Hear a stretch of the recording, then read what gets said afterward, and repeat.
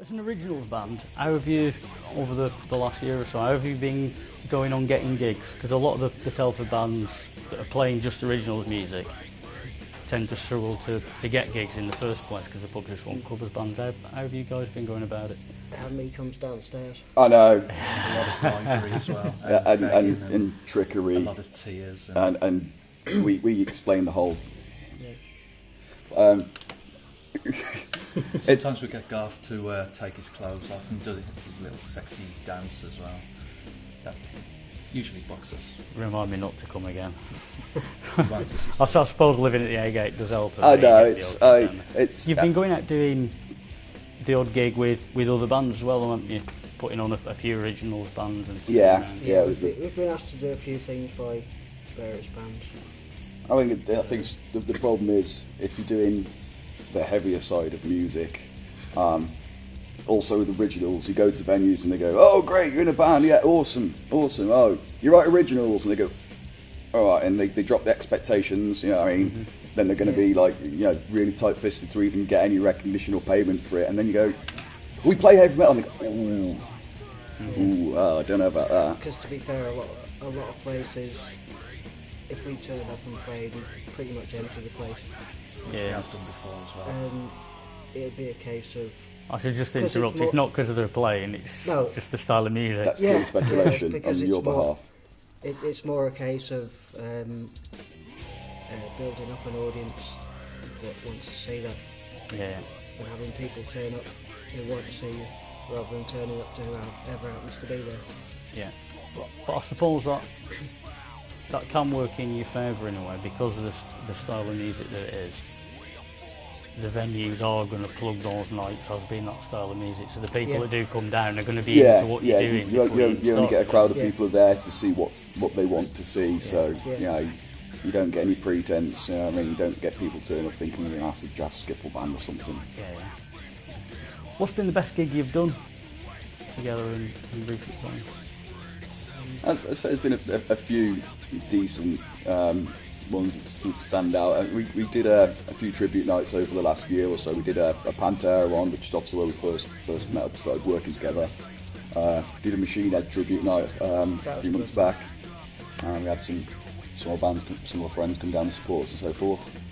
Yeah. So they've been pretty good. But I mean, it's swings and roundabouts from gig to gig, and there's always good points and bad points about every show. Yeah. So generally, everyone's got a little bit better than the last one. I think we're really happy with a couple of the late beats with Battle of the Bands as well. Yeah. I think we really got into it. It's coming together with Graham. Dropping it getting a lot.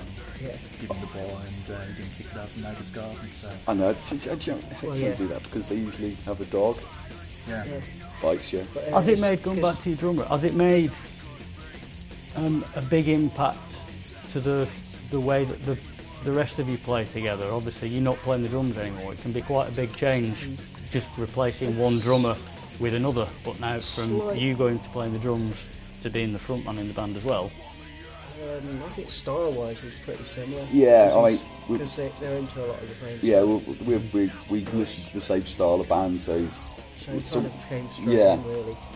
And in fact, what was it? About an hour after his first practice. Yeah. We ended up doing a gig with us. That's one way to go. It was pretty fun. We had no idea until we turned up.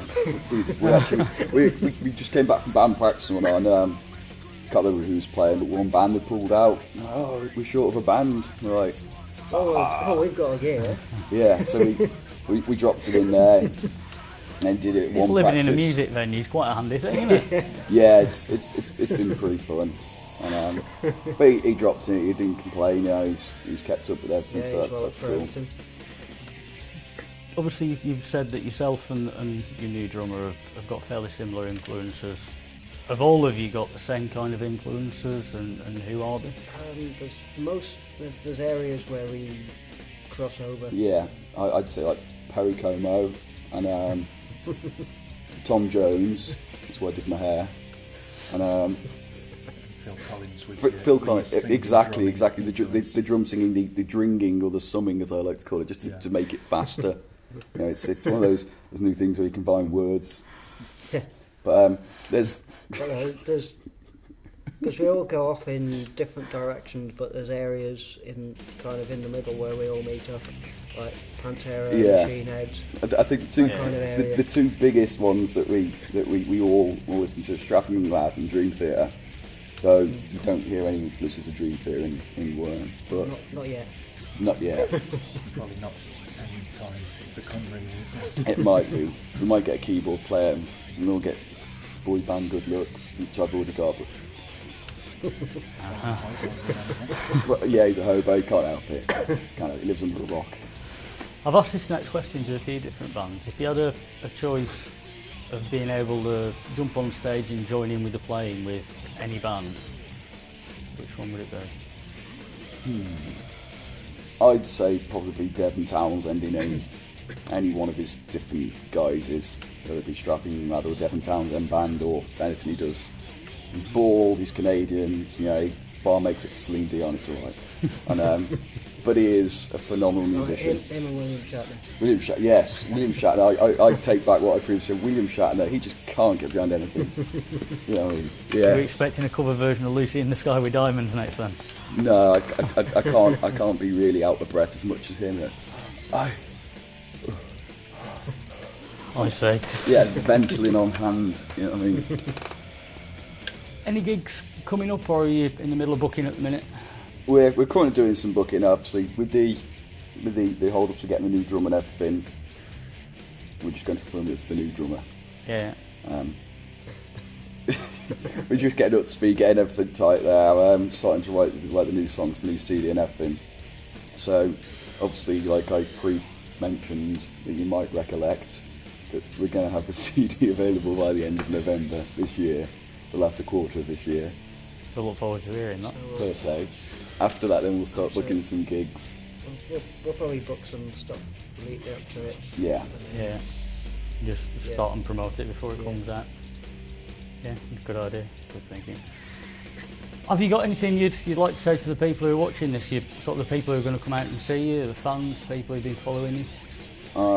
If it's people following me, I don't like stalkers. And funny story. Well, yeah. But just keep checking out the MySpace and the website at the moment, because they're the two things we're keeping all the information on at the moment. That and Toilet Walls. I think that's where the grapevine is. That's the underground scene. Cool. Thanks very much, guys. And that's the end of possibly the weirdest Telford Rocks interview I've ever conducted. Thanks very much to Werm.